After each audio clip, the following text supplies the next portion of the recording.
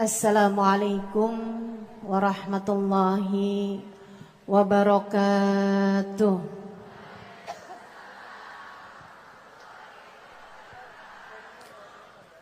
Alhamdulillah. Wassalatu wassalamu ala Rasulillah Muhammad ibn Abdillah wa ala alihi wa sahbihi wa man wala. Subhanaka la ilma lana illa ma 'allamtana innaka antal alimul hakim. Rabbi shrah li sadri wa yassir li amri wahlul 'uqdatan min lisani yafqahu qawli. Amma ba'du. Alhamdulillah, Allah sampaikan juga saya ke tempat ini. Masjidnya Allah Subhanahu wa taala, bait min buyutillah, rumahnya Allah. Mudah-mudahan kita udah disampaikan di rumah Allah di dunia. Allah sampaikan pula ke Baitullahil Haram di Mekkah,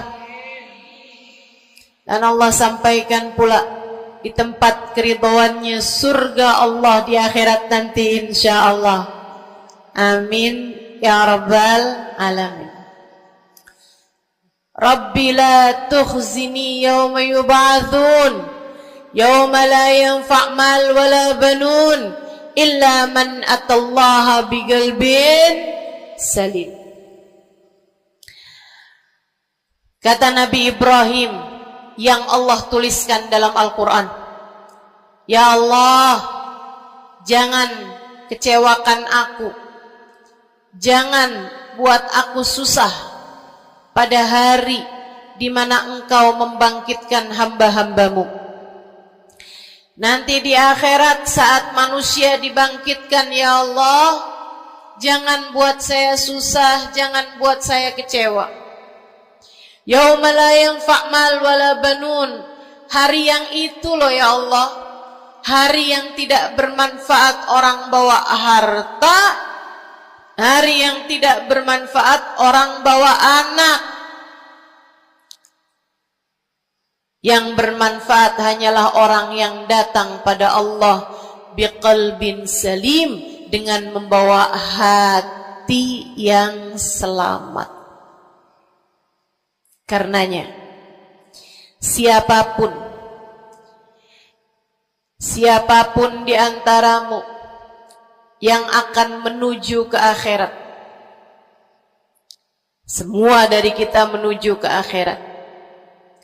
Siapapun di antaramu yang kepengen di hari akhiratnya nanti menjadi orang yang tidak susah, menjadi orang yang tidak sedih, menjadi orang yang tidak kecewa, menjadi orang yang tidak ketakutan, menjadi orang yang berhasil. Siapa di antaramu yang kepengen di hari akhiratnya nanti berbahagia, bersukacita? Siapa yang kepengen di hari akhiratnya nanti bergembira? Pastikan saat-saat ini, saat hidupmu di dunia ini, pastikan kamu sedang menuju kepada keselamatan hati. Hatimu selamatkan. Hatimu selamatkan, teman-teman. Hatimu selamatkan.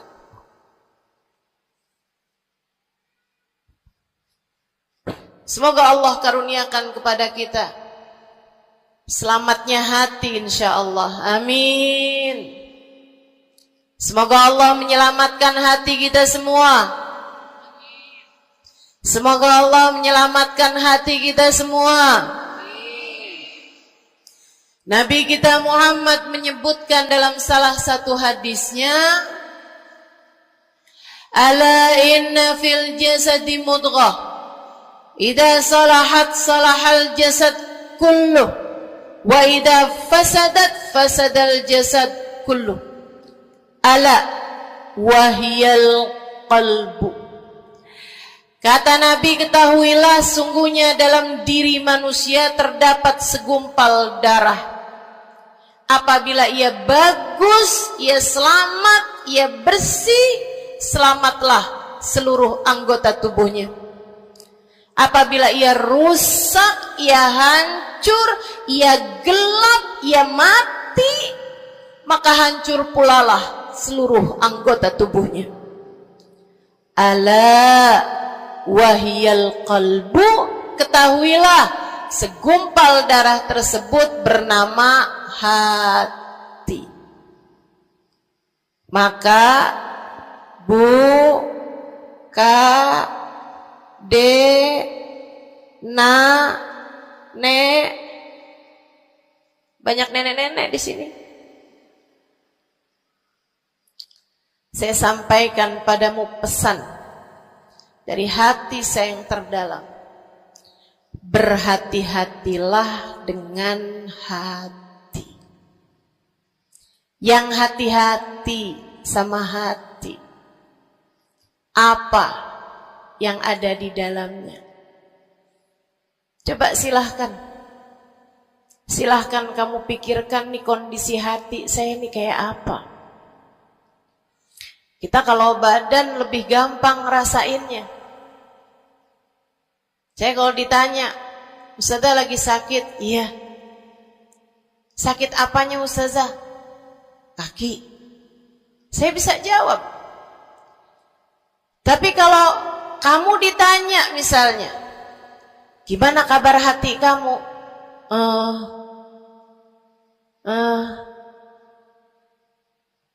Gimana kabar hatimu? Sehatkah? Sakitkah? Atau bahkan sakaratul maut? Hatimu bercahayakah? Gelapkah? Atau bahkan mati? Bagaimana kabar hatimu, teman-teman? Bagaimana kabar hatimu? Innallaha la yanzur, kata Nabi Muhammad dalam hadis yang lain. Innallaha la yanzur ila suwarikum wala ila absyarikum, walakin yanzur ila qulubikum. Sungguhnya Allah tidak melihat kepada badan kalian, Allah tidak melihat kepada warna kulit kalian, Allah nggak peduli hidung kamu mancung ataukah pesek. Allah nggak peduli kulit wajahmu mulus ataukah berjerawat. Allah nggak peduli kamu tinggi ataukah pendek. Allah nggak peduli warna kulitmu semacam apa. Yang Allah Subhanahu wa taala lihat, yang Allah Subhanahu wa taala perhatikan adalah hatimu. Adakah ia mulus? Adakah ia penuh dengan penyakit-penyakit? Yang Allah pandang darimu adalah hatimu. Nih, sekarang saat kamu duduk sama rata di tempat ini, teman-teman, meskipun ada yang lebih tinggi, ada yang lebih rendah, tapi kita duduk nih sama-sama di tempat ini nih. Nilaimu di mata Allah bukan seberapa dekat jarak antaramu dengan saya. Nilaimu di mata Allah bahkan bukan bergantung dari jam berapa kamu datang. Ketika kamu sama rata duduk di tempat ini, yang Allah pandang darimu adalah hatimu. Sedang berada di manakah saat ini? Yang duduk di tempat ini sembari mikirin ntar pulang enaknya makan apa ya?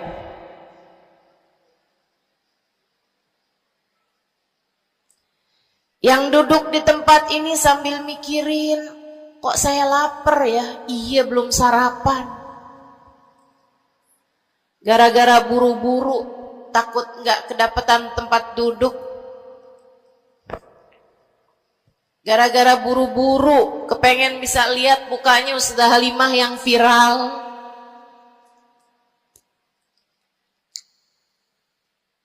Hatimu. Allah melihat darimu nilaimu di hadapan Allah. Nilaimu di hadapan Allah saat ini. Bukan bergantung dari seberapa awal kamu datang. Bukan bergantung pada hal-hal yang lainnya, akan tetapi yang Allah lihat darimu adalah hatimu. Adakah Allah di dalamnya? Adakah Allah di dalamnya? Adakah Allah di dalamnya? Pun demikian dengan kamu saat sholat, pun demikian saat kamu sedang sedekah. Semuanya masalah hati, teman-teman. Semua masalah hati. Kata guru saya Sayyidil Habib Umar bin Hafid, al-madar kullal madar fi salahil gulub. Urusan segala urusan, sumber segala macam urusan, dasar segala macam urusan ada pada bagusnya hati. Kalau udah hatinya bagus, bagus semuanya. Kalau udah hatinya busuk, busuklah semuanya. Semoga Allah selamatkan kita dari busuknya hati. Semoga Allah selamatkan kita dari busuknya hati. Amin ya Rabbal Alamin. Dunia, akhirat, masalah semuanya ada pada hati. Karenanya yuk kita bahas gimana sih caranya nyelamatin hati. Yang pertama, kalau kamu pengen tahu caranya nyelamatin hatimu, yang pertama,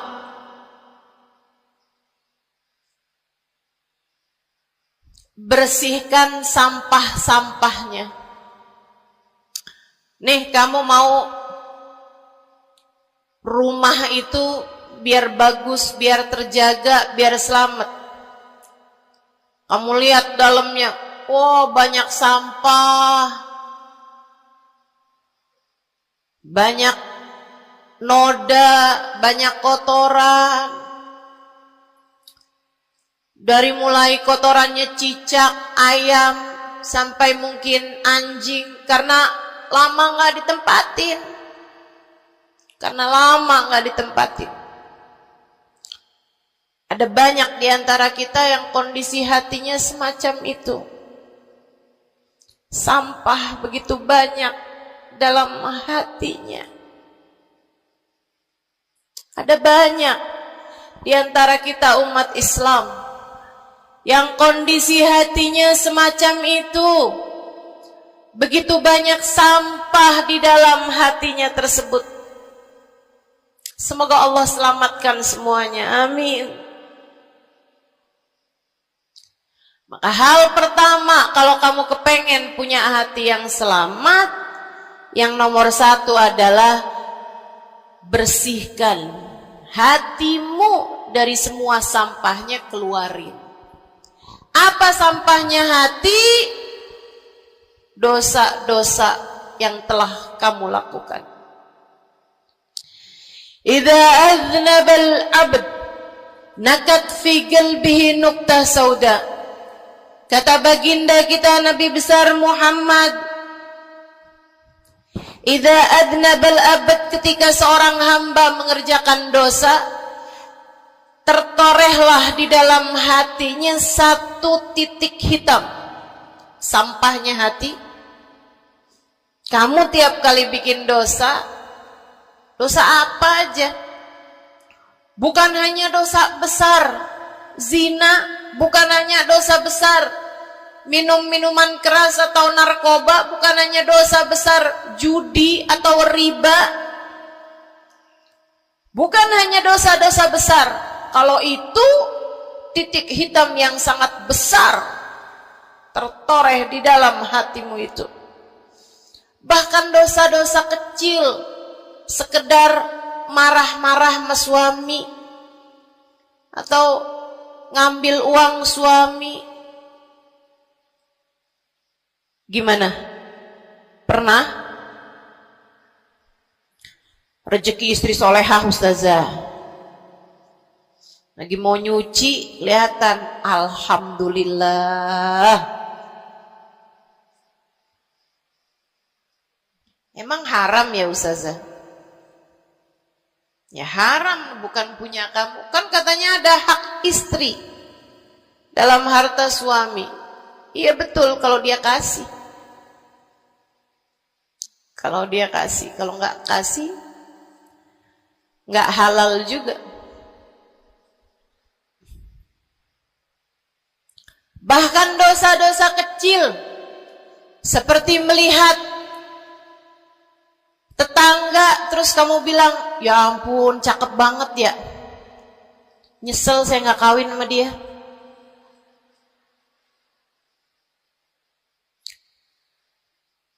Dosa. Seperti memandang seseorang dengan pandangan menghina. Seperti membicarakan aib orang lain. Setiap kali kamu berbuat dosa, apapun bentuk dosanya, satu titik hitam tertoreh di dalam hatimu itu. In istaghfar wa tab. Musih. Kalau dia beristighfar, kalau dia bertaubat, dihapuslah titik hitam tersebut. Wa illa, kalau enggak, ya tetap aja ada. Kamu bikin dosa lagi, bikin dosa lagi, bikin dosa lagi, bikin dosa lagi. Enggak pernah istighfar, enggak pernah memperbaiki diri. Aurat tidak kamu tutup dengan baik. Sehingga akhirnya setiap kali kamu keluar dilihat oleh laki-laki yang bukan mahrammu.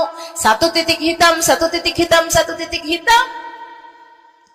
Sampai terkadang hati seseorang dipenuhi dengan titik-titik hitam. Hatinya menjadi legam. Hatinya menjadi penuh dengan titik-titik hitam. Semakin bertambah lagi, semakin bertambah lagi, jadilah karat. Jadilah karat. Kalau udah jadi karat, na'udzubillah. Ini yang Allah sebutkan di dalam Al-Quran. Kata Allah, kalla, a'udzubillahi minasyaitonirrajim, kalla, bal rana ala qulubihim bima kanu yaksibun, kalla innahum an rabbihim yawma idin lamahjubun. Kalla, kata Allah, balran, ada ran, ada karat di dalam hati mereka, tersebab dosa, dosa, dosa yang menumpuk tanpa pernah dimohonkan ampunan. Kalla innahum an rabbihim yawma idzin lamahjubun. Orang kalau hidup bawa karat hasilnya apa? Orang kalau hidup bawa karatnya hati hasilnya apa ya Allah? Kalla innahum an rabbihim yawma idzin lamahjubun. Orang yang hatinya punya karat, pada hari tersebut ia akan terhalang dari Allah Tuhannya. Guru saya Sayyidil Habib Umar bin Hafid menyampaikan tafsir mengenai ayat ini. Kata Habib Umar bin Hafid, tidak mati dengan membawa iman. Orang yang hatinya penuh dengan karat, apabila datang ajal menjemput, iman tercerabut dari dalam hatinya, hingga ia pun mati, keluar dari atas muka bumi ini dengan tanpa membawa iman Islam. Dia keluar dari atas muka bumi ini bukan sebagai hamba Allah, bukan sebagai umat Nabi besar Muhammad sallallahu alaihi wa ala alihi wasallam. Dia meninggal dunia dalam keadaan su'ul khatimah. Naudzubillah min dzalik. Jangan biarkan karat memenuhi hatimu. Jangan biarkan hatimu dosa-dosa yang telah kamu lakukan menjadi berkarat dalam hatimu itu. Saya kesian sama kamu. Gak apa-apa. Hidup terus-terusan ngontrak, gak apa-apa. Hidup gak pernah punya kendaraan sendiri, gak apa-apa. Gak pernah punya HP yang canggih, gak apa-apa. Saya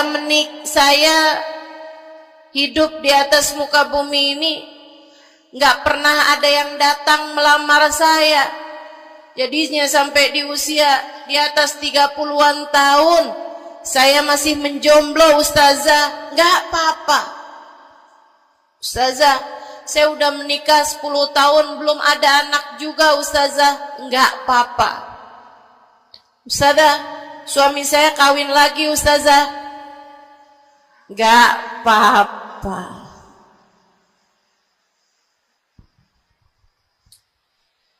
Hidup di dunia ini, apapun yang terjadi, semuanya hanyalah sementara.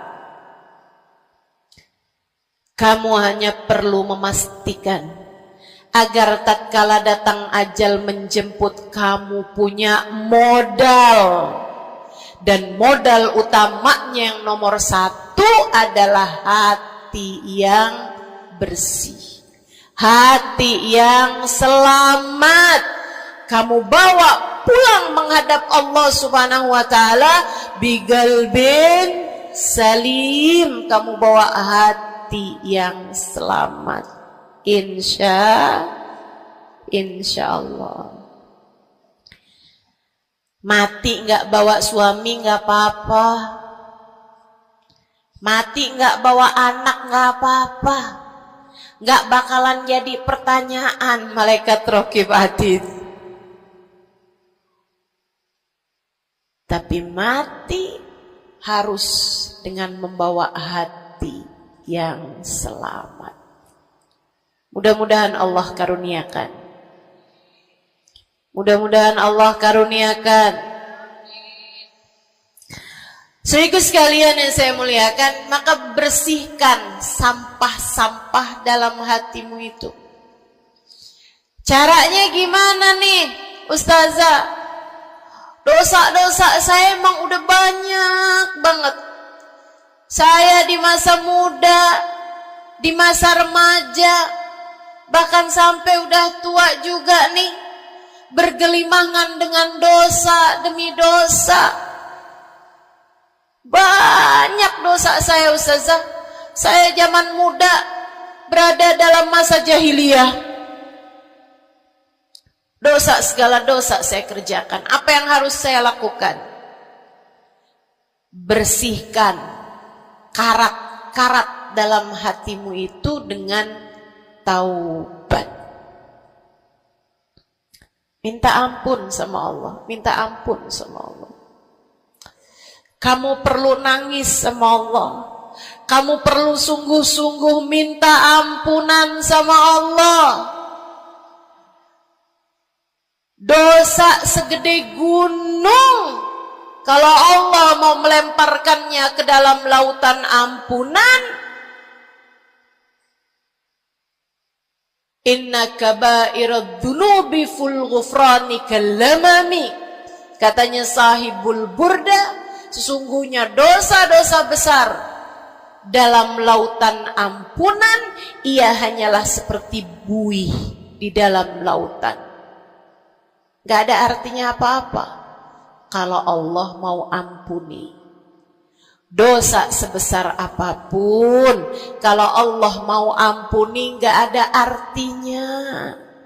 Tapi dosa sekecil apapun, kalau Allah mau perhitungkan, kamu gak akan selamat. Saya sampaikan padamu atas nama cinta, dosa sekecil apapun yang kamu lakukan,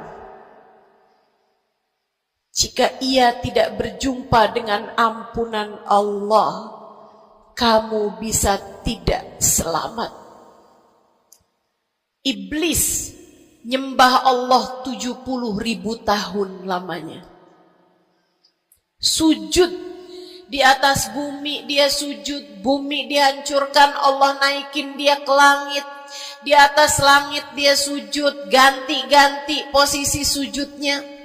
Karenanya Imam Ghazali dalam kitabnya Minhajul Abidin mengatakan, ma min buq'ah minal ard was sama, tidak ada satu jengkal tanah baik di bumi ataupun di langit illa waqad sajad iblis fihi sajdah. Iblis udah pernah sujud di sana, di semua tempat di bumi maupun di langit. Paling banyak ibadahnya ternyata bukan seorang wali. Paling banyak ibadahnya ternyata bukan seorang nabi. Kalau hitung-hitungan panjang-panjangan ibadah, ibadahnya iblis lebih panjang daripada siapapun dari makhluknya Allah Subhanahu wa taala yang pernah tinggal di bumi ini. Akan tetapi dia nggak nurut. Iblis ibadah 70.000 tahun, nggak nurut sekali doang, sekali aja. Wa idh qulna lil malaikati isjudu li Adam fasajadu illa iblis. Ketika kami memerintahkan seluruh makhluk yang ada di langit, seluruh malaikat kami perintahkan, wahai malaikat-malaikatku, sujudlah kalian kepada Adam. Fasajadu, mereka semuanya sujud, illa iblis, kecuali iblis doang. Tantang, petenteng gak mau sujud. Allah tanya, ma manaka antas juda li Adam id amartu. Iblis, apa yang bikin kamu gak mau sujud kepada Adam, padahal aku yang telah memerintahkanmu? Bukankah kamu selama ini sujud di bumi, di langit untuk menyembahku? Sekarang aku perintahkan padamu untuk sujud, kenapa kamu gak mau sujud padanya? Iblis gak bilang, ya Allah, kan perintahnya tadi malaikat, saya kan bukan malaikat ya Allah. Gak gitu. Gak gitu. Saudariku sekalian yang saya muliakan, bahkan iblis gak bilang, males ya Allah saya sujud, lagi bisulan, misal. Enggak gitu juga. Maka orang yang meninggalkan taat karena malas, karena bodoh misalnya, itu lebih dimaklumi teman-teman daripada yang kayak iblis ini nih. Ketika ditanya apa yang membuatmu gak mau sujud, wahai iblis, kepada Adam, iblis dengan bongahnya, dengan sombongnya mengatakan, ana khairun minhu, saya lebih baik daripada Adam. Khalaqtani min nar wa khalaqtahu min tin, saya berasal dari api, sementara Adam berasal dari tanah. Tanah diinjak-injak ya Allah, sementara api begitu hebatnya. Fahbit minha fa innaka rajim. Kata Allah, kita yang taat sama dosa sama-sama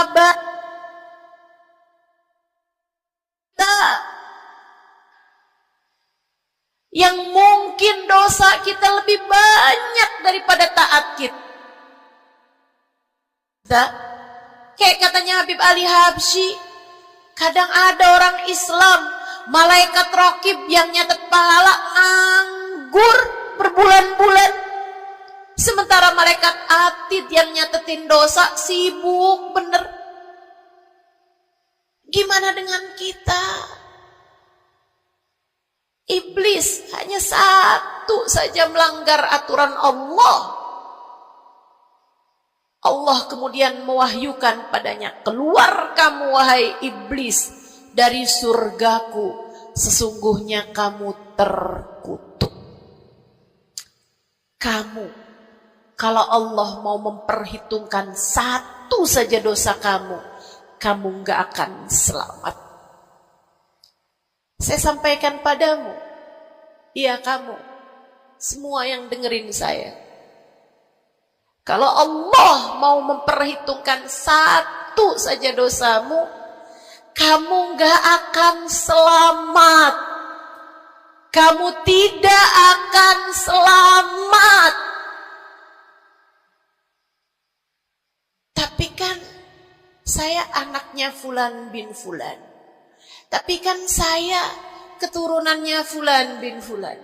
Tapi kan saya istrinya Fulan bin Fulan. Bu, Kak, Dek, Nak, gak selamat siapapun kamu. Anaknya Nabi Nuh, nabinya Allah tenggelam. Pamannya Nabi Muhammad, paman baginda kita Nabi besar Muhammad, Abu Lahab, Allah tuliskan kehancurannya, kecelakaannya, kebinasaannya di dalam Al-Quran. Mau siapa yang kamu andalkan? Tapi kan saya udah banyak bikin taat. Saya tiap malam bangun tahajud. Kamu gak nyampe seujung kukunya ibadah iblis. 70.000 tahun. 70.000 tahun. Sujud pada Allah SWT di tiap jengkal tanah. Nih tanah yang sekarang kita jejak ini pernah dibikin sujud sama iblis. Waktu iblis tinggal di atas muka bumi ini. Tapi semuanya enggak manfaat. Kalau Allah mau memperhitungkan satu saja dosa hambanya, ia tidak akan selamat. Sebab Allah hanya mau menerima hati yang tidak ada sampah di dalamnya. Sebab hanya berkenan menerima hati yang tidak ada noda-noda di dalamnya. Sampah hatimu bersihkan, dosa-dosamu taubati. Mintalah ampun kepada Allah. Mintalah ampun kepada Allah. Bangunlah di waktu malam, mandilah dengan mandi taubat.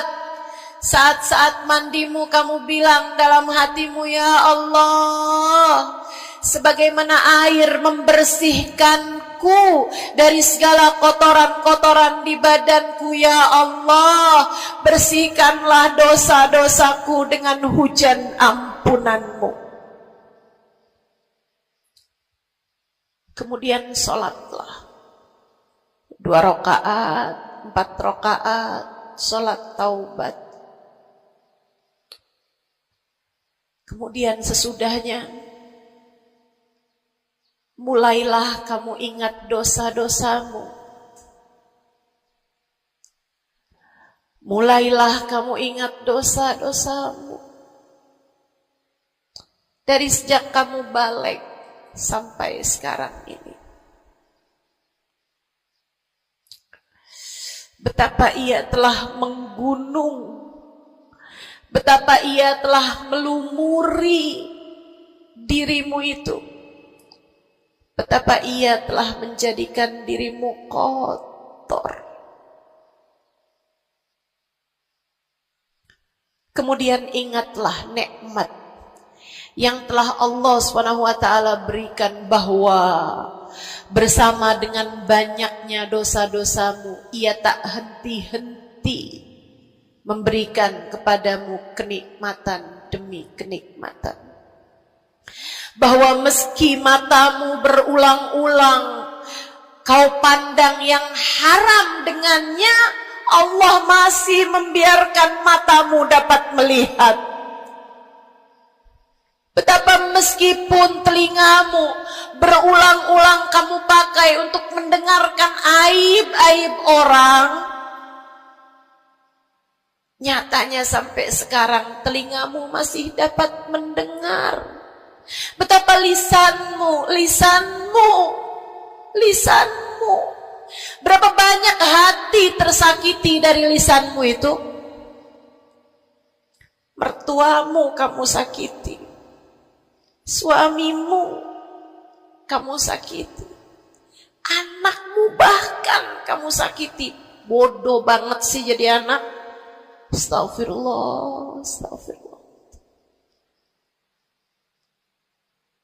Kamu kok bandel banget sih, mama nyesel punya anak kayak kamu. Astagfirullah.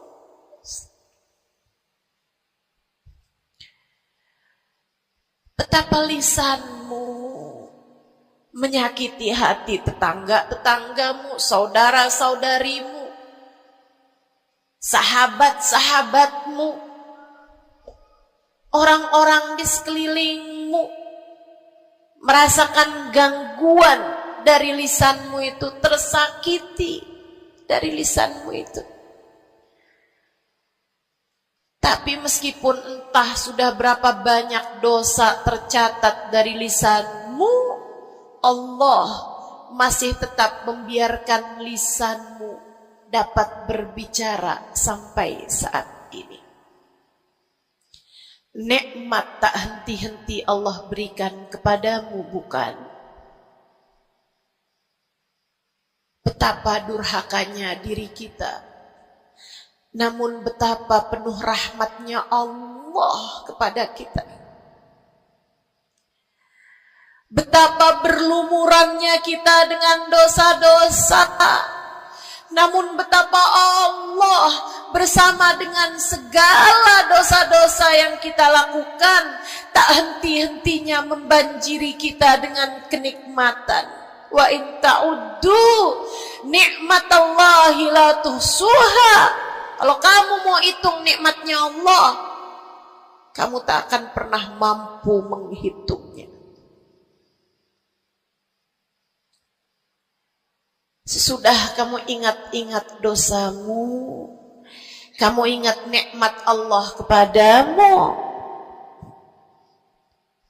kamu ucapkan seperti ucapan baginda Nabi Muhammad, Allahumma anta rabbi la ilaha illa anta khalaqtani wa ana abduka wa ana ala ahdika wa wa'dika mastata'tu a'udzu bika min syarri ma sana'tu abu'u laka bi ni'matika 'alayya wa abu'u bi dhanbi faghfir li fa innahu la yaghfiru dzunuba illa anta.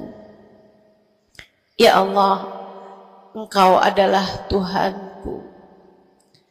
Tak ada Tuhan kecuali Engkau. Aku adalah hamba-Mu yang Kau perintahkan buat taat, yang Kau perintahkan untuk menepati janji semampuku. Ya Allah, aku berlindung dari buruknya perbuatan yang telah aku lakukan. Begitu buruk, begitu jelek dosa yang telah aku perbuat padamu, ya Allah.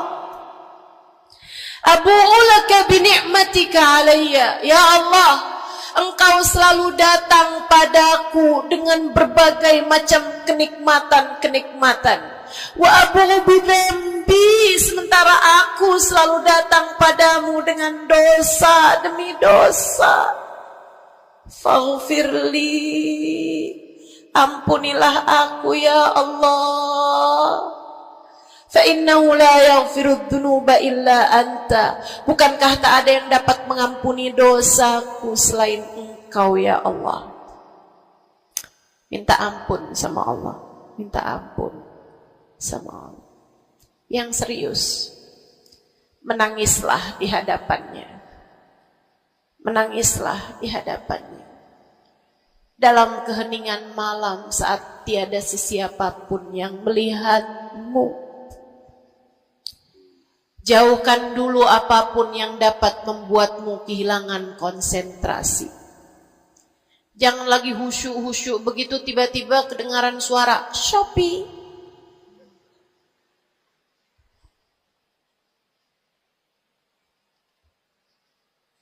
Kamu langsung jadi hilang konsentrasi.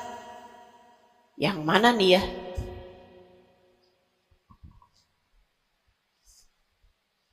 Bismillah. Kalau kamu pengen punya hati yang selamat, nomor 1 adalah taubat. Taubatan nasuha. Taubat yang sungguh-sungguh. Nyesel telah berbuat dosa. Meninggalkan dosa-dosa tersebut. Berjanji untuk tidak mengulanginya lagi. Jika dosanya terkait sama manusia, ada syarat keempat yang harus dilakukan, yaitu meminta maaf kepada orang yang telah engkau sakiti hatinya tersebut. Yang kamu habis bikin dosa sama dia, minta maaf. Mudah-mudahan Allah SWT ampuni dosa-dosa kita. Amin. Semoga Allah ampuni dosa-dosa kita. Amin. Ketika ada seorang ulama ditanya, ya Syekh, wahai Syekh, kalau saya nih punya banyak hajat nih, punya banyak permintaan, tapi waktunya sempit buat doa, doa apa yang seharusnya saya panjatkan? Misalnya nih, lagi sebentar nih bisa kepegang Hajar Aswad, lagi sebentar nih bisa ada di depan Ka'bah, lagi sebentar nih bisa ada di dekat makam Nabi Muhammad sallallahu alaihi wasallam. Sesudah kita ucap salam kepada baginda Nabi, ini apa nih yang harus saya minta kepada Allah? Hajat saya banyak sementara waktu saya sempit buat doanya. Apa yang harus saya mintakan? Apa sebaik-baik hajat yang perlu kita mintakan di saat tidak banyak waktu untuk memintanya kepada Allah? Syekh tersebut menjawab, is'alil maghfirah, mintalah ampunan dari Allah. Sebab bagaimana mungkin kamu meminta hajat-hajat yang lain sementara kamu masih belum berada dalam pandangan rahmatnya Allah. Kamu masih terusir dari pintunya. Kamu udah minta-minta. Nih kayak istri lagi minggat sama suaminya, kemudian dia WhatsApp, tolong dong transferin saya. Lah balik dulu.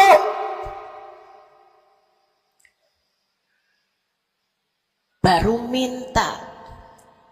Tiap kita ngerjain dosa adalah tiap langkahan kita menjauh dari Allah Subhanahu wa ta'ala. Tiap kali kamu mengerjakan dosa adalah langkahan-langkahanmu menjauh dari Allah Subhanahu wa ta'ala. Karenanya mendekat dulu, masuk dulu, Allah bukain pintu dulu, baru deh silahkan minta yang lainnya. Kalau sempit waktumu, mintalah ampunan dari Allah Subhanahu wa ta'ala. Ini kan kerjaan kita nih suka salah-salah kalau doa. Giliran lagi ada hujan nih, wah doa mustajab, langsung. Ya Allah jodoh ya Allah. Yang cakep, yang ganteng, yang kaya, yang setia, yang soleh, banyak bener. Padahal kalau ngelihat dirinya kagak ada pantes-pantesnya. Kalau kamu pengen jodoh yang soleh, solehahkan dulu dirimu itu.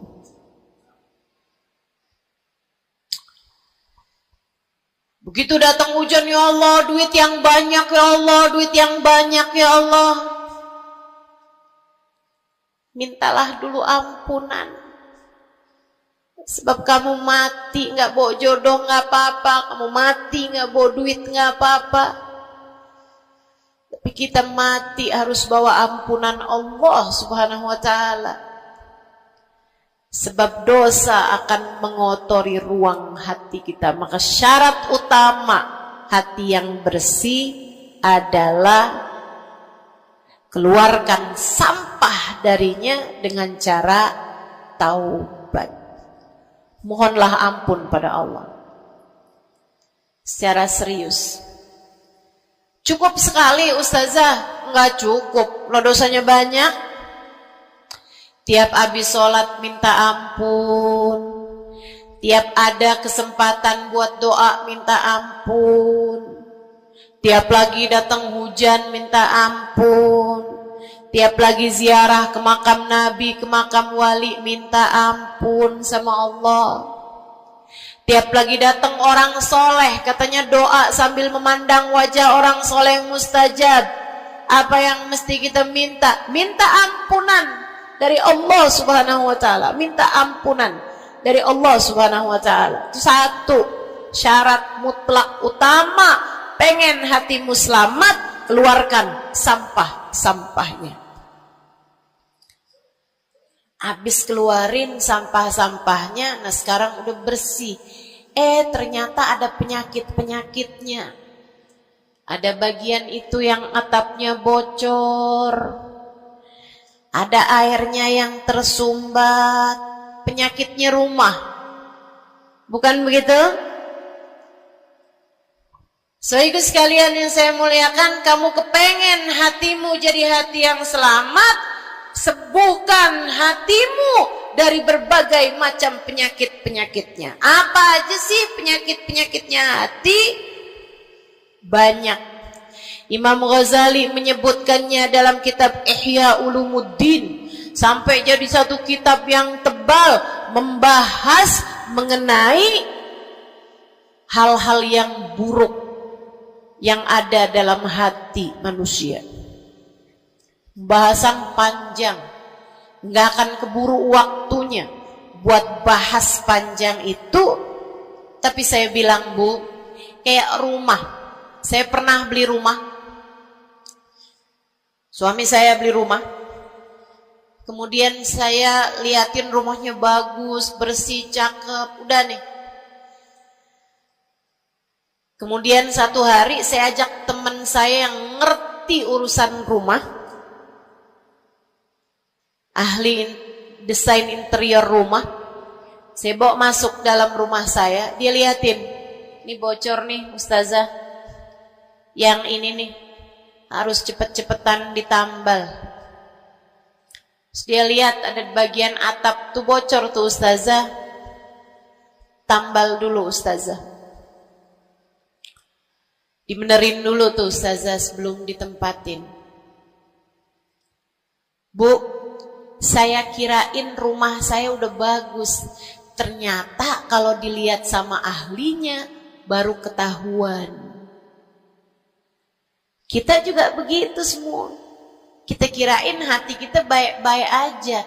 Tapi kalau kita duduk ngaji, kalau kita hadir di majelis taklim, kalau kita dengerin kajian-kajian, kita baru paham.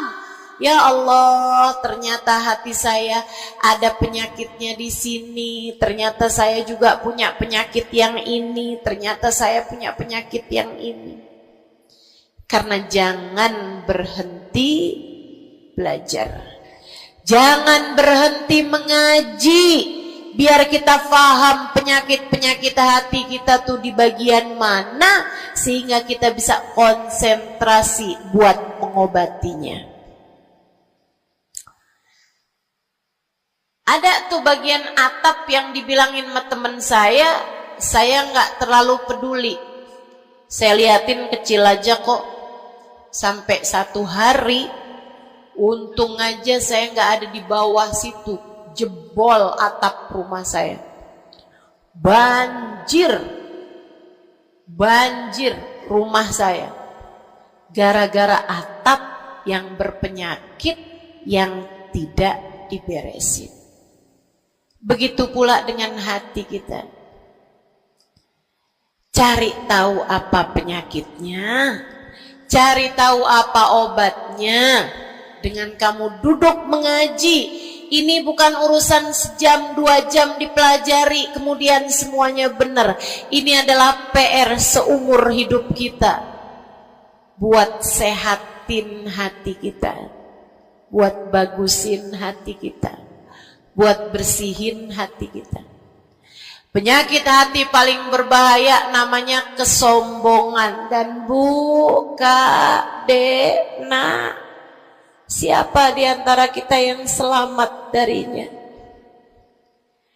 Apa itu sombong, wahai Rasulullah? Kata seorang sahabat, sebab saya senang pakai baju bagus. Saya Rasulullah senang makan enak, senang pakai baju bagus.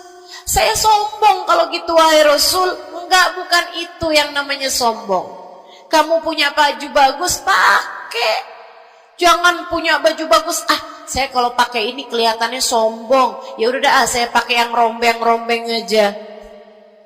Punya baju bagus tapi daster udah robek, itu aja yang dipakai. Tanya sama suaminya, kok kamu pakai baju yang ini sih, ini kan robek nih. Enak, adem. Adem yang lihat, adem yang make, gerah yang lihat. Bukan itu yang namanya kesombongan. Saya punya uang, saya bisa beli mobil yang bagus, tapi saya nggak mau beli, saya takut sombong. Bukan itu yang namanya kesombongan. Saya punya uang, bisa bangun rumah buat tamu-tamu, ulama-ulama kalau datang bisa tinggal di rumah saya. Tapi saya nggak mau, kayak gitu ntar saya sombong. Bukan itu yang namanya kesombongan. Sombong, kata Nabi Muhammad, batarul haq wa ghamtun nas. Sombong adalah menolak kebenaran dan menghina orang lain, merasa diri lebih baik daripada orang lain. Itu yang namanya sombong. Merasa diri lebih baik dari orang lain. Merasa diri lebih baik dari orang lain. Sering banget ini kan kita kan. Betul? Dulu-dulu belum pakai jilbab.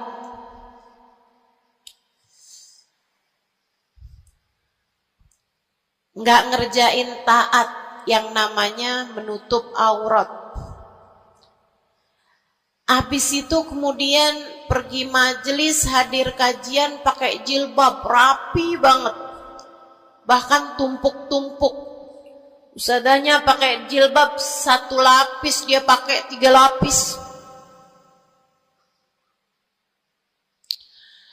Tapi dia ngelihat orang-orang yang belum pakai jilbab, ya ampun, belum dapat hidayah, sian. Saya rasanya kepengen buat bisikin sama dia, Mbak, Israel udah deket. Boleh gak sih Ustazah, saya bisikin di telinganya, malaikat penjaga neraka kirim salam. Astagfirullah. Dulu kamu berbuat dosa dengan membuka auratmu, kini kamu berbuat dosa dengan dosa kesombongan. Itu namanya bukan taubat.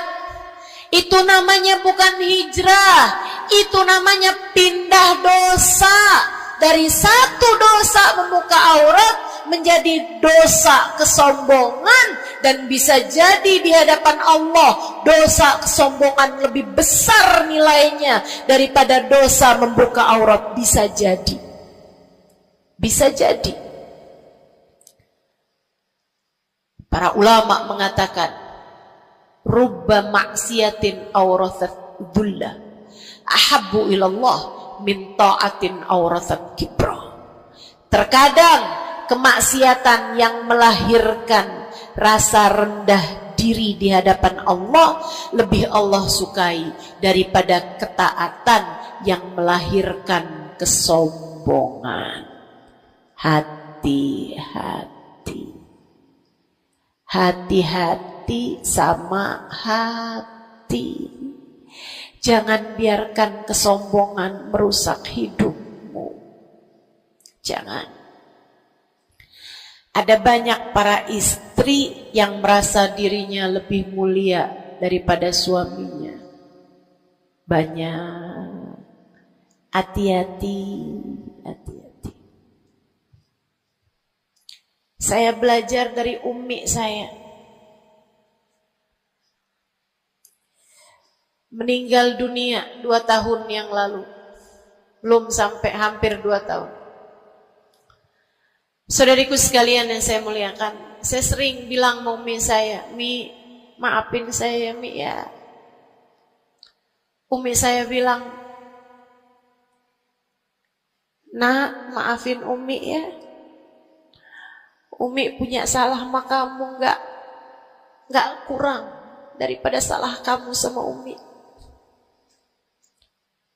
Umi punya dosa sama kamu pasti lebih banyak daripada dosa kamu sama umi.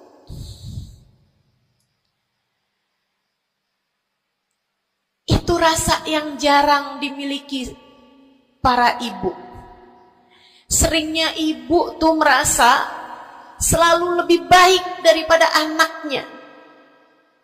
Seringnya ibu tuh merasa dia nggak punya salah, dia nggak punya dosa. Yang punya dosa banyak tuh anaknya kepada dirinya, bukan begitu? Ayo minta maaf dulu sama ibu. Ayo minta maaf dulu. Kan seringnya bilang gitu sama anak-anak kita. Kamu tuh nak, ibu ini adalah ibumu, surgamu berada di bawah telapak kakiku. Waduh. Betul, al-jannah tahta aqdamil ummahat. Tapi ucapan kamu yang semacam itu kesombongan. Yakin bakal masuk surga? Yakin? Yakin bakal masuk surga, Bu? Para ibu yang suka bilang surgamu anakku berada di bawah telapak kaki ibumu, yakin kamu bakal masuk surga? Allah gak pernah wajib memasukkanmu ke dalam surga, Bu. Allah gak pernah wajib menghindarkanmu dari api neraka, Bu. Allah gak pernah wajib menjadikanmu ada di belakang Nabi Muhammad. Kalau kamu sampai Allah usir dari surganya, Allah masukkan kamu ke dalam nerakanya, kamu bisa apa? Kalau saat Nabi Muhammad menggiring umatnya dan kamu tidak bisa ada di belakangnya, kamu terusir dari rombongan Nabi Muhammad, kamu bisa apa? Kamu bisa apa? Nilaimu yang sesungguhnya nanti di akhirat kelihatannya. Nilaimu yang sesungguhnya nanti di akhirat kelihatannya. Jadi kalau kamu mau sombong tar di akhirat, kalau sampai kamu bisa masuk ke dalam surga Allah, kalau kamu sampai berada di barisan-barisan terdepan dalam rombongan Nabi besar Muhammad, Kalau kamu bisa makan dari buah-buahan surga, kalau kamu ada saat kamu mengucap salam kepada baginda Nabi Muhammad, matamu bisa memandang indah wajahnya, telingamu bisa mendengar indah suaranya, lisanmu bisa mengucapkan salam langsung di hadapannya, silahkan membusungkan dada pada saat itu. Silahkan mau ngerasa diri kamu lebih baik daripada ahli-ahli neraka, silahkan. Tapi sekarang keadaannya belum tentu. Bagaimana jika seseorang yang kamu memandang dirimu lebih baik darinya, ternyata ia melenggang masuk ke dalam surga, sementara kamu Allah jerumuskan ke dalam api neraka? Keadaannya belum jelas, keadaannya belum tentu. Jangan pernah merasa diri lebih baik daripada siapapun. Jangan pernah merasa diri lebih baik daripada siapapun. Hatimu benerin rusak-rusaknya, penyakit-penyakitnya. Ada penyakit berbahaya namanya hasud. Ada penyakit berbahaya namanya hasud. Apa itu hasud? Seneng orang lain dapat kesulitan, seneng kalau orang lain dapat kemalangan, kesusahan, susah hati kalau orang lain dapat kesenangan. Tuh, seneng orang lain susah, susah orang lain seneng. Itu namanya hasud. Ada tetangga naikin rumah, bangun rumah, dia naik darahnya. Ada orang tetangganya yang sebelah kiri beli mobil, dia pun diangkut pakai mobil ambulan. Busuk bener hatinya, dimakan sama sifat namanya sifat hasud. Nggak seneng lihat orang lain seneng. Kalau orang lain dapat kesusahan seneng bener. Si ibu itu kemarin habis tabrakan, pantas aja dia tabrakan. Kamu tahu kan, si ibu yang itu tuh suka ngerebut laki orang, ngerebut suami orang. Jelek teman-teman, jelek. Tapi kamu ngomongin orang juga perbuatan yang jelek, sama jeleknya. Yuk belajar buat jangan punya sifat hasud. Dia kok bikin pengajian besar, pengajian kita harus lebih besar. Urusannya apa? Bukankah majelis itu adalah dakwah mengajak orang kepada Allah? Hatimu jagain, hatimu jagain, hatimu jagain. Ada yang bisa begitu, alhamdulillah. Ada ustazah yang lebih pandai darimu, alhamdulillah. Minta doa, ambil ilmunya. Bukan malah dihasutin. Hati-hati, hati-hati. Jangan sampai hasudmu membawamu kepada terusir dari rahmatnya Allah. Kayak Bal'am bin Ba'ur. Ada zamannya Nabi Musa, teman-teman sekalian, namanya Bal'am bin Ba'ur. Ilmunya tinggi, sampai kabarnya jamaahnya juga banyak, semua orang dengerin kajiannya. Ini saya serem nih. So ikut sekalian nih, ngeri banget nih. Ini buat orang kayak saya nih, ngeri banget nih pembahasan ini nih. Ada orang berilmu, pinter banget, namanya Bal'am bin Ba'ur, zamannya Nabi Allah Musa. Jamaahnya banyak, kalau dia hadir kajian, semua orang di kampungnya hadir semuanya. Imam Ghazali cerita, dia sampai-sampai dari berilmunya, ilmunya tingginya, Allah kasih sama dia ilmu yang tinggi. Kalau dia ada dapat pertanyaan yang dia nggak tahu jawabannya, dia doa bisa lihat jawabannya langsung dari Lauhil Mahfuz. Kurang pinter apa? Kurang berilmu apa? Kurang hebat apa? Kurang dekat apa sama Allah? Kamu jadi ustazah, berapa banyak ilmumu? Kamu jadi seorang pendakwah, berapa banyak ilmumu? Kamu yang dianggap sebagai ulama, berapa banyak ilmumu? Merunduklah.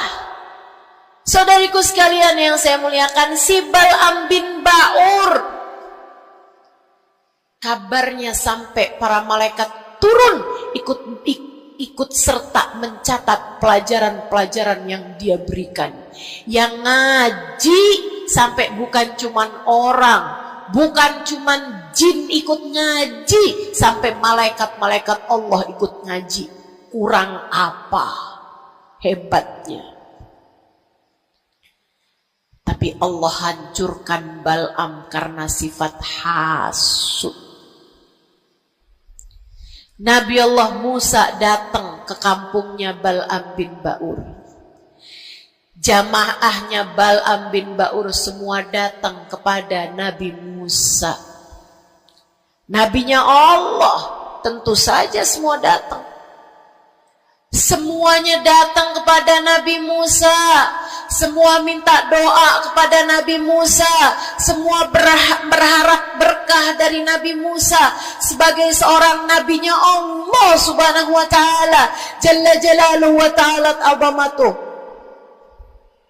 Yang biasa hadir di majelisnya Bal'am kepengen istiqomah, kepengen rutinannya nggak terganggu, jadi dia tetap bikin rutinan walaupun ada Nabi Allah Musa alaihissalam. Jamaahnya dikit yang hadir. Mulai nih orang-orang yang berpenyakit datanglah kepada Bal'am bin Ba'ur. Rupanya Bal'am bin seorang nabinya Allah. Dia nggak lihat Nabi Musa sebagai seorang yang diberi kelebihan lebih banyak daripada dirinya, karena diwahyukan wahyu kepadanya. Bal'am bin Ba'ur termakan sifat hasud. Ia pun berdoa meminta kepada Allah, ya Allah, hancurkanlah Musa. Ya Allah, hancurkanlah Musa. Hancurkanlah Musa, ya Allah. Saudaraku sekalian yang saya muliakan, Allah angkat semua kelebihannya Bal'am bin Ba'ur. Bahkan kabarnya dialah orang ateis pertama di atas muka bumi ini yang mengatakan alam semesta enggak ada Tuhannya. Ngeri. Allah cabut bahkan iman dari dalam hatinya Bal'am bin Ba'ur. Iman Allah cabut. Dari yang asalnya berilmu kayak begitu, Allah sampai cabut imannya, teman-teman saudaraku sekalian. Allah pun ceritakan tentang Bal'am bin Ba'ur dalam Al-Quran. Kata Allah Subhanahu wa ta'ala, A'udzu billahi minasyaitonir rajim. Famathaluhu kamathalil kalbi in tahmil alaihi yalhath au tatrukhu yalhath. Perumpamaannya Bal'am bin Ba'ur seperti anjing. Kalau kamu angkat, dia menjulur-julurkan lidahnya. Kalau kamu tinggalkan, dia pun juga tetap menjulur-julurkan lidahnya. dianjing-anjingin, bukan sama orang, sama Allah subhanahu wa ta'ala. Lihat betapa Allah subhanahu wa ta'ala kalau murka sama seseorang gak tanggung-tanggung. Siapapun kamu, kalau Allah murka sama kamu, gak tanggung-tanggung murka Allah. Bahkan kepada seseorang yang dibukakan lauhil mahfud kepadanya, Allah jadikan dia seperti anjing, kata Allah dalam Al-Quran. Jangan berani-berani punya sifat hasud. Ingat, kalau ada orang diberi kelebihan lebih daripada kamu, ingat, yang ngasih kelebihan itu satu, namanya. Kalau ada seseorang tertimpa kemalangan, jangan sok-sokan merasa diri lebih baik daripada orang tersebut. Ingat, yang ngasih kemalangan kepadanya hanya satu, namanya Allah. Hati-hati sama sifat namanya sifat hasud. Satu, bersihkan hatimu dari sampahnya yaitu dosa dengan cara taubat dan mohon ampun terus-terusan. Kedua, benerin rusak-rusaknya hatimu, penyakit-penyakitnya hatimu, yang terutamanya adalah sifat sombong dan sifat hasud. Hatimu belajar untuk tidak membenci siapapun. Hatimu belajar buat gak benci sama siapapun. Yang terakhir, kalau kepengen hatimu selamat, hiasi. Kalau rumah nih, udah sampahnya udah bersih, rusak-rusaknya udah dibenerin, udah direnovasi, sekarang tinggal yang terakhir. Apa itu? Hias-hiasi rumahmu. Pasangin horden, pasangin lampu yang bagus, pasangin lantai yang bagus, ditaruhin dekorasi-dekorasi, pajangan-pajangan kamu taruh-taruh, ada sofa, ada tempat tidur, dihias-hiasi rumahnya. Dicat rumahmu itu dengan warna-warna yang cocok, kan begitu? Hiasi hatimu dengan cinta. Hiasi hatimu dengan cinta. Hatimu ada cinta kepada yang semestinya dicinta. Siapa? Nomor satu Allah, nomor dua, nomor tiga, cintai apapun dan siapapun pada cintanya Allah dan Rasulnya. Cintai ulama karena mereka adalah pewaris para nabi. Cintai habaib dan syaraif karena mereka adalah orang-orang yang punya nasab sambung sama baginda Nabi besar Muhammad sallallahu alaihi wasallam. Cintai keluarga Nabi Muhammad, cintai para istri-istri Nabi Muhammad, cintai para sahabat-sahabat Nabi Muhammad, terutamanya Al-Khulafaur Rasyidin, Sadatina Abi Bakar wa Umar wa Uthman wa Ali. Cintai para sahabat Nabi Muhammad, cintai para ulama-ulama kita di sepanjang zaman, cintai Imam Syafi'i, Imam Maliki, Imam Hambali, Imam Hanafi. Cintai para ulama-ulama kita dari atas sampai kepada ulama-ulama kita yang sekarang ada. Cintai siapapun yang bawa Nabi Muhammad, bawa Allah, yang bikin kamu jadi kenal Allah, kenal Nabi Muhammad. Cintai. pada cinta mereka terdapat cintanya Allah. Cintai anak-anak yatim sebab mereka dicintai sama Nabi Muhammad. Cintai orang-orang fakir karena mereka dicintai sama Nabi Muhammad. Cintai suamimu sebab kalau kamu cintai suamimu, suamimu ya, bukan suami orang. Punya suami nggak dicintai, suami orang dia cintai. Astaghfirullah.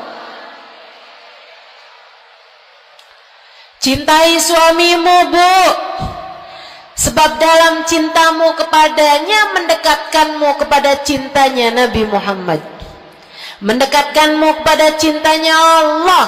Kamu sayangi, kamu hormati, kamu muliakan suamimu, Allah ridho kepadamu, Nabi Muhammad sayang kepadamu. Cintai orang tuamu sebab Allah memesankan kepada kita untuk cinta kepada orang tua kita.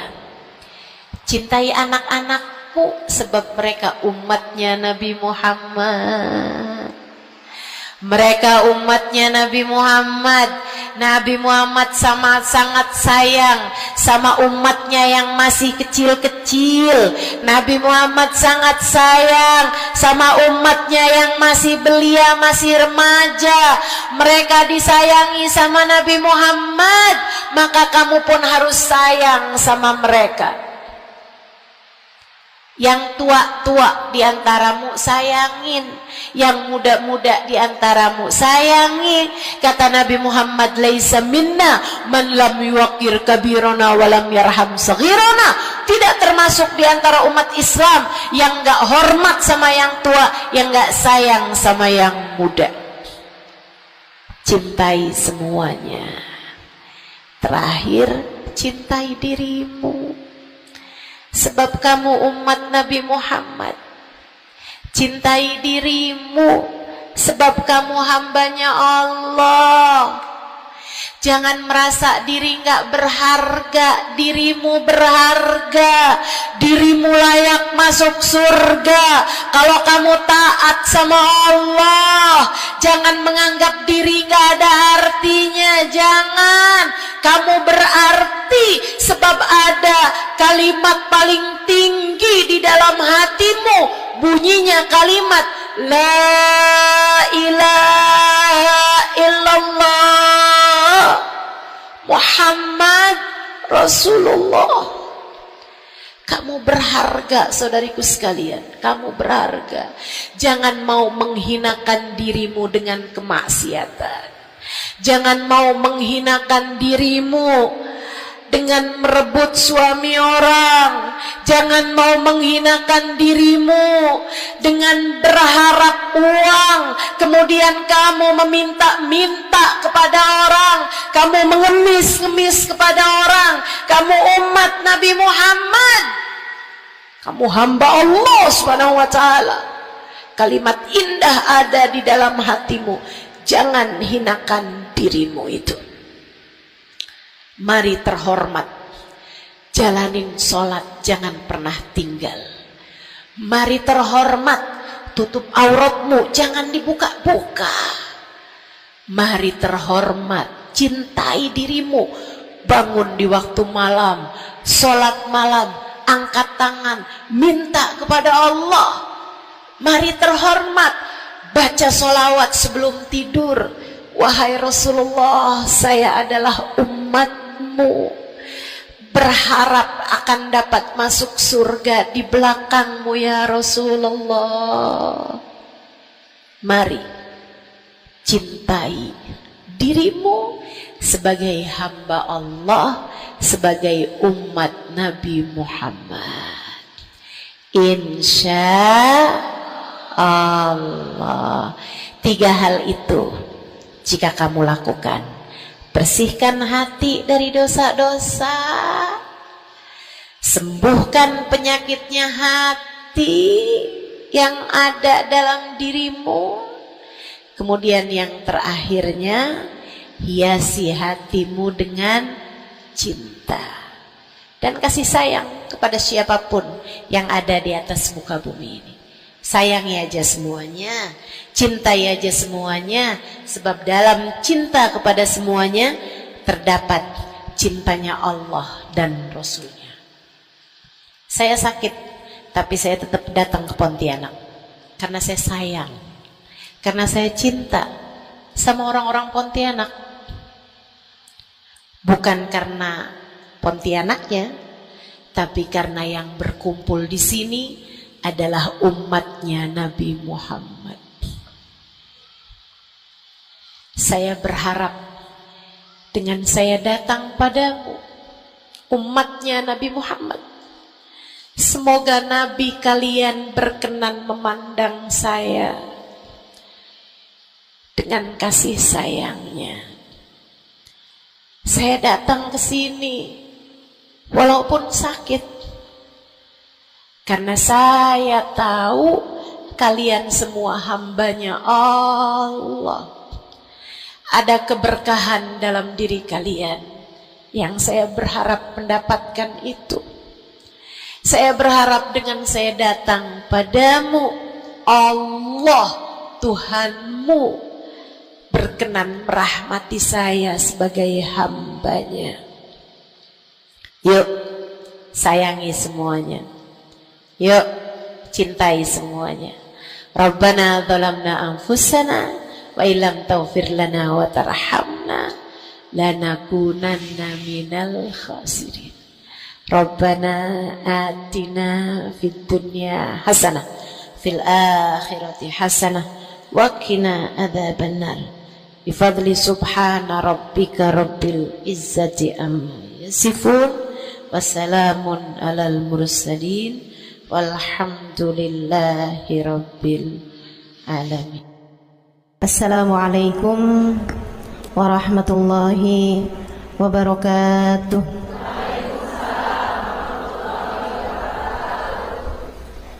Alhamdulillah, wassalatu wassalamu ala Rasulillah Muhammad ibn Abdillah wa ala alihi wa sahbihi wa man wala. Subhanaka la ilma lana illa ma 'allamtana innaka antal alimul hakim. Rabbi shrah li sadri wa yassir li amri wahlul 'uqdatan min lisani yafqahu qawli. Amma ba'du. Baik, sebelum kita mulai, kita akan baca niat belajar bersama-sama. Mudah-mudahan ilmunya nanti sekali lagi jadi ilmu yang manfaat buat kita sekalian. Bismillahirrahmanirrahim. Nawaitu ta'allum wa ta'lim wan naf'a wal intifa' wal mudzakarah wat tadhkir wal ifadah wal istifadah wal hidza ala tamassuk bi kitabillah wa sunnati rasulillah sallallahu alaihi wa alihi wa sallam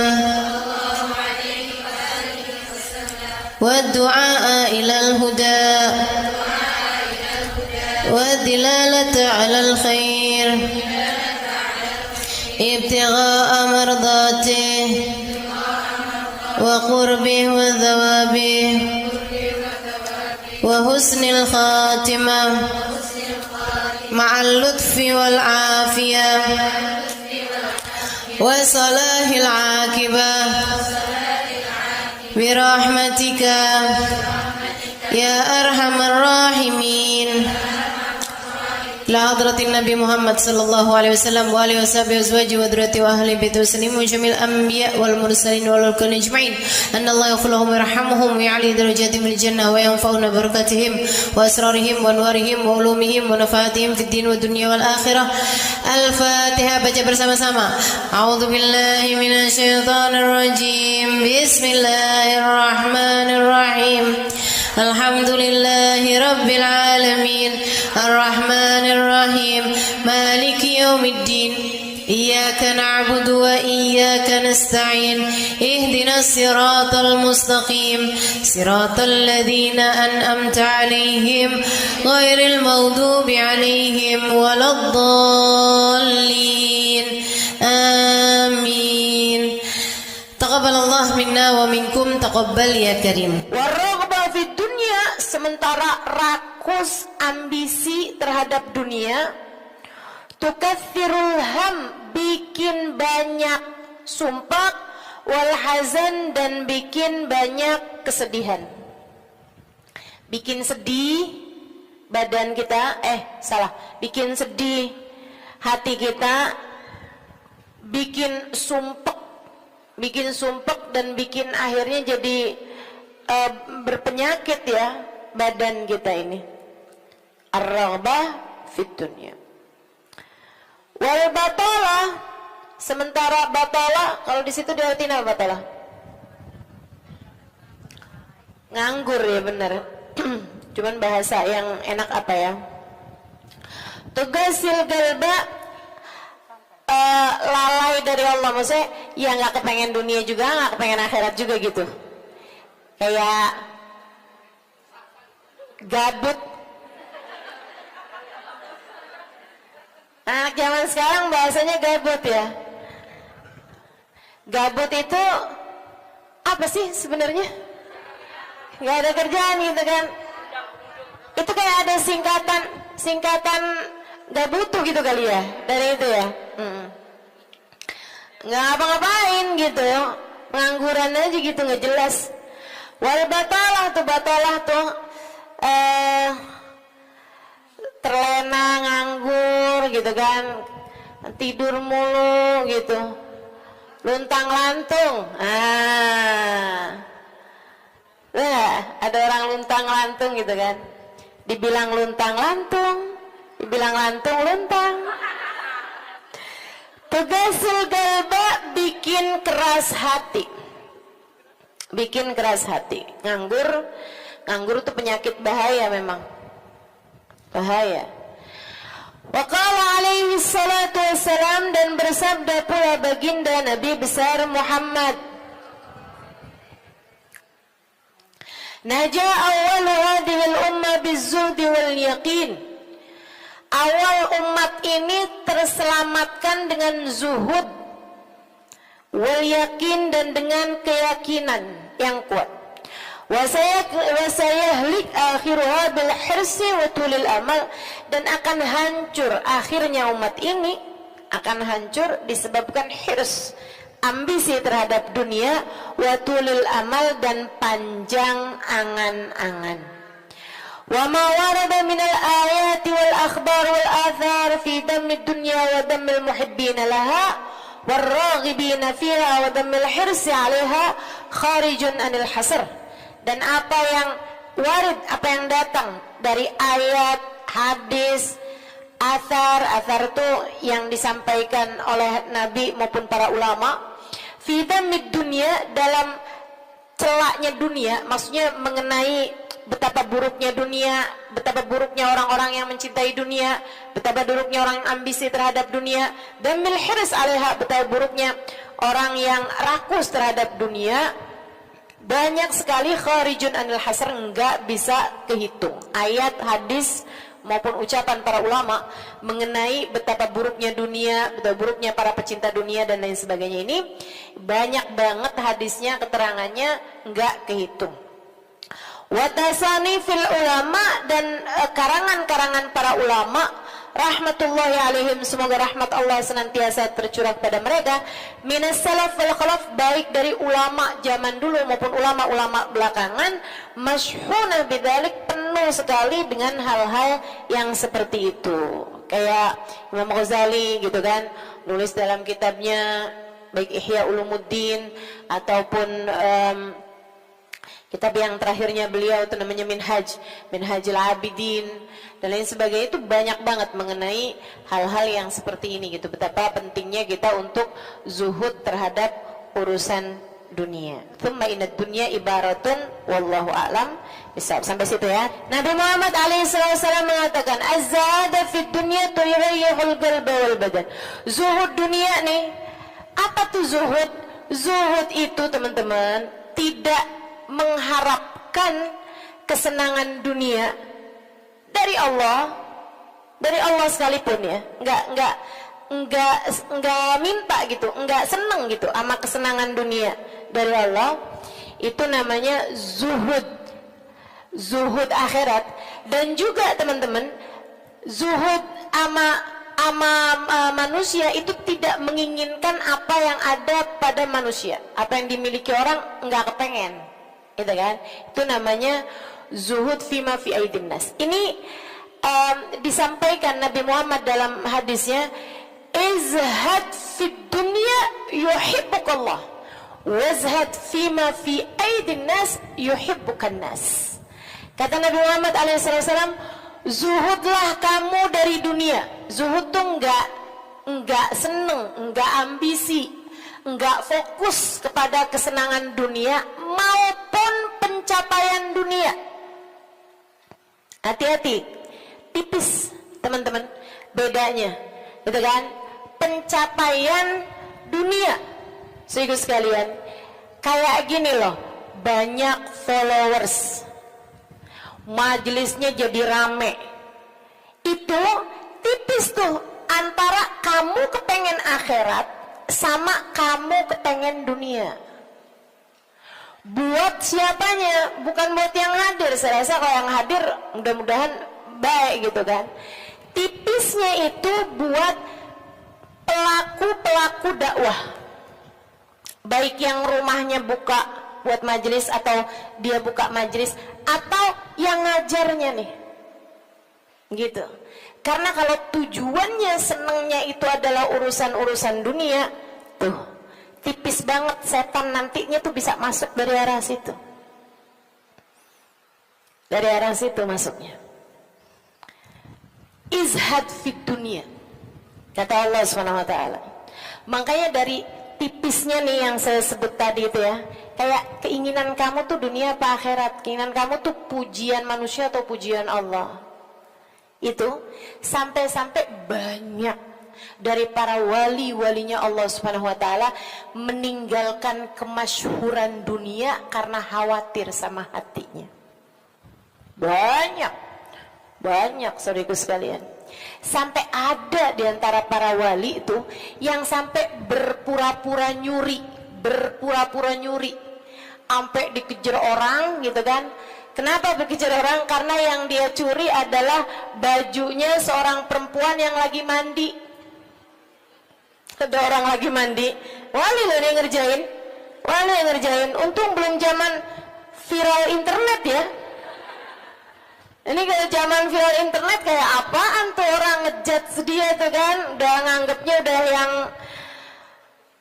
udah hancur banget dah gitu. Tapi memang itu yang dicari sama beliau. Yang dicari sama beliau adalah menghindar dari kepopuleran, menghindar dari apa yang orang-orang cari dari kemuliaan dunia, karena khawatir hatinya terselip rasa keinginan untuk dianggap mulia di dunia, menghancurkan kemuliaannya di akhirat. Serem bener buat orang-orang kayak saya yang sama Allah dikasih pegang mic di depan, ya kan? Teman-teman saya sekalian, nggak gampang. Makanya kalau ada yang bisa kamu lakukan untuk saya, doain biar bisa ikhlas, doain biar bisa benar gitu, jaga hati, doain biar disayang Allah gitu. Kesian nih, begitu udah masuk nih setan, teman-teman saudara sekalian, setan tuh ya datang ke pedagang beda, datang ke orang awam beda, datang ke ulama beda lagi. Waduh, yang datang ke ulama nih setannya juga ulama. Setannya juga kelas profesional, gitu kan? Jadi nggak ecek-ecek gitu loh.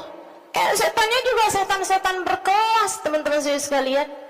Nah itu kan yang belum tentu selamat gitu, belum tentu selamat.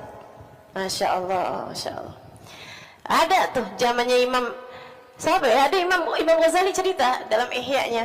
Kita suka ketawa-ketawa tuh dengerin cerita Imam, maksudnya kau baca ceritanya Imam Ghazali yang begitu-begituan. Kata Imam Ghazali dalam Ihya-nya tuh, ada orang atau di Minhaj ya Allah a'lam, boleh salah satu kitab Imam Ghazali lah. Imam Ghazali cerita, ada orang dia itu ulama, teman-teman. Cuman ulamanya itu masih suka yang ya gitulah, masih ada kesenangan-kesenangan dunianya. Senang sama popularitas, senang sama dimuliain orang, senang sama ini sama itu sama ini sama itu. Ada satu ulama khomul. Ulama yang lain nih, ulama yang nggak seneng namanya terkenal, nggak seneng, dia nggak seneng sama urusan begituan, urusannya antara dia sama Allah. Tapi ilmunya luar biasa. Ulama yang kedua nih, yang kedua. Ini ulama yang pertama nih, saya nggak inget namanya gitu ya. Dua-duanya nih saya nggak inget namanya. Nah, ulama yang pertama nih, dia lagi khutbah Jumat, teman-teman saya sekalian. Dia ngomong sesuatu yang dinisbatkan kepada ulama yang kedua yang nggak senang keterkenalan apa ini, teman-teman. Dia ngomong bahwa saya pernah dengar kayak, kan ada orang-orang itu ya Allah, mudah-mudahan Allah bersihkan hati kita semuanya nih ya. Ada orang-orang yang kalau cerita sama orang lain, bahkan di mic sekalipun, senang menunjukkan kedekatannya sama ulama yang lain atau sama orang-orang yang berilmu, guru-guru apa segala macam gitu kan ya. Yang tujuannya adalah biar orang tahu nih, gua deket sama si ini, gua deket sama si itu. Paham maksud saya? Mudah-mudahan Allah selamatkan hati saya, mudah-mudahan Allah selamatkan hati kita semua. Sehingga sekalian, dia bilang tentang ulama B nih. Dia bilang, saya pernah dengar Syekh ini mengatakan gitu kan. Syekh itunya hadir di majelis tersebut, ya. Dan yang diomongin sama Syekh A ini tentang Syekh B, itu nggak pernah diomongin sama Syekh B-nya. Paham? Jadi ulama A ini bohong tentang ulama B. Bohongnya di khutbah Jumat cuman untuk menunjukkan betapa dekatnya dia sama ulama B tersebut itu. Dia ngomong kayak begitu, sehingga sekalian, tahu apa yang dikerjain sama ulama B? Ulama B ini, kenapa nih anak? Beliau berdiri nyabut bulu ketiak di tengah orang banyak. Beliau berdiri nih, beliau berdiri kemudian nyabut bulu ketiak. Heh, Syekh, kurang ajar kamu. Ini waktunya khutbah. Saya nggak pasti itu khutbah Jumat atau khutbah yang lain nih ya. Ala kulli hal, Syekh, ngapain kamu nih waktunya khutbah, kamu malah cabut bulu ketiak? Duduk Syekh, nggak punya adab. Kata Syekh B ini, kamu yang nggak punya adab nak. Kamu yang nggak punya adab Pak. Kenapa kamu mengingatkan saya untuk sesuatu hal yang sunnah? Nyabut bulu ketiak, kalau salah mah hari Jumat ya. Nyabut bulu ketiak hari Jumat hukumnya sunnah. Ala sunnah. Walimada astahi, dia bilang, kenapa saya mesti malu? Kamu gak punya malu apa depan orang-orang kamu nyabut bulu ketiak? Bulu ketiak itu kan buat laki-laki sama laki-laki nggak aurat. Sesama perempuan aja nggak aurat. Bulu ketiak ya, maaf ya. Teman-teman sekalian, beliau bilang, walimada astahi, kenapa saya mesti malu? Ana ala haq wa anta alal batil. Saya mengerjakan barang hak, kamu mengerjakan barang batil. Dia bilang, saya mengerjakan barang hak, nyabut bulu ketiak sunnah hari Jumat. Dia bilang, kamu ala batil, karena kamu menceritakan tentang saya sesuatu yang tidak pernah saya katakan. Saya Syekh Fulan, saya sebutin nama dia namanya. Ya Allah, merah padam mukanya. Seram, teman-teman, seram. Ya gitulah. Kadang-kadang tuh sampai tipis banget keinginan dakwah atau keinginan pamer. Tipis. Setannya tuh ngebisikin sampai kayak suara semut. Katanya Nabi Muhammad alaihi salatu wassalam, ar-riya yadhubbu ala ummati kadhabibin naml. Riya itu bersuara di hati umat saya kayak suaranya semut, nyaris enggak kedengeran. suaranya. Antara kamu seneng agama Allah jadi tinggi atau kamu seneng nama kamu jadi tinggi. Tipis, segaris, bahkan lebih tipis daripada kulit bawang, teman-teman. Oke, mesti terus minta perlindungan sama Allah. Ya Allah, ya Allah, ya Allah, ya Allah. Bimbing terus ya Allah, ya Allah, ya Allah. Gitu. Mudah-mudahan Allah karuniakan keikhlasan bagi kita sekalian insyaallah. Sebab yang namanya pencapaian akhirat, teman-teman. Dan pencapaian akhirat kita nggak pernah tahu. Pencapaian akhirat tuh kita nggak pernah tahu. Taunya kapan? Ntar di akhirat. Namanya juga pencapaian akhirat. Taunya entar di akhirat. Saat kamu berhasil menghadap Nabi Muhammad, saat namamu menjadi seseorang yang dikenal oleh Nabi Muhammad,